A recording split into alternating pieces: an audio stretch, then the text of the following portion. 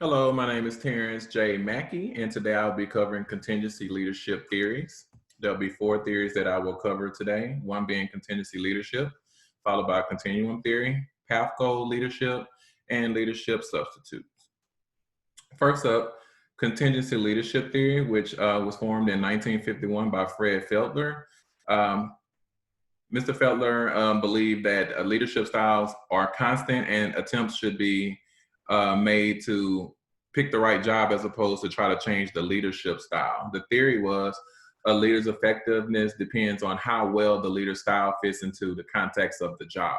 So he felt that changing the leadership style was not the right option, but picking the right job for the leadership style that the person has is the right way to go. And so the model was to match the leadership style to the job that will result with maximum performance. My example of this was the military, where you have leaders that need to be more democratic, such as those in HR, where you have subordinates that are in charge of pay and in charge of benefits and so many other things. These individuals may not be the manager, but they are in charge of running an entire lane for a unit. So they need to feel powerful in their element.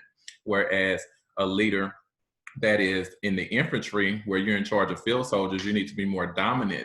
These are 2 different leadership styles based on the contingency leadership theory. And for that reason, Mr. Feltler is saying that the leader should make sure to be in the right job to yield the best results. And some things to consider with this is that it's criticized for weak statistical results because it doesn't work in every situation. The model doesn't teach leaders how to change their job context, which brings up to the second point. Other argument that it's easier for you to just change your leadership style than it is for you to, change your job or leave a job to find a job that fits your leadership style. Next up is the continuum theory, which started at the same time frame, 1950s, by Robert Tannenbaum and Warren Schmidt. This was based on the belief that leadership styles can change based on a leader's interpretation of what the situation actually needs. So some of the things to consider would be your leadership style, the subordinate's perspective, the situation itself, and time restraints. So this is different from the previous theory, the contingency theory, because now we're saying with this theory that yes, instead of focusing on the job changing, we need to focus on the leadership style actually changing to fit the situation to yield the best results. And my example for this would be high school campuses, because in high school campuses, you can be, the 7 layers, there are 7 different personality types or leadership styles that you can choose from here. One at the highest end being autocratic, and at the lower end being a participative leader. This fits into my job description, and this is the theory that I would use at work and that I will be using, and that's already at use in my industry. Principals need to make macro decisions that doesn't necessarily require the input from others on the campus. However, the leadership style needs to be changed when making micro decisions, because you have assistant principals, you have department chairs on campus, and teachers, all of whom are experts. And in order to yield the best result on a campus, you need to take all of their thoughts into consideration.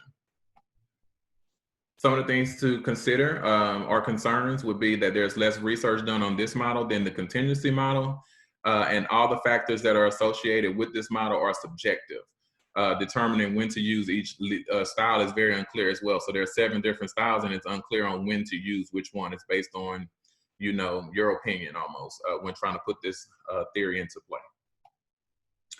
Path goal leadership theory, formulated in 1971 by Robert House, and his belief at that time was the leadership is responsible for increasing followers' motivation in order to achieve organizational goals. So this one is like the previous theory, the continuum theory, in that we're still focused on the leader altering his or her style as opposed to the job. However, with this model, we're looking at the leader altering his or her style so that we can motivate the employees more. The theory says that the behavior of a leader can influence the performance and satisfaction of his or her subordinates. So here we want to make sure that whatever leadership style that we use, and there's 4 different leadership styles that this model presents, and the one that you pick for your workplace is the one that motivates employees the most. The example that I used here is a collection industry. In the collection industry, you may be collecting on something that is current to 90 days past due, and that's easier to collect on than something that has been in collections 5 to 10 years where a person just didn't pay. So since money is a motivating factor in collections, a manager would give you more fee or more of a bonus if you collect on something that's older as opposed to something that's newer, as a way to motivate you to do the harder work to yield the best result for the team. Something to consider here with path goal theory would be that it's criticized by managers that have attempted to use it because it is a very complex model.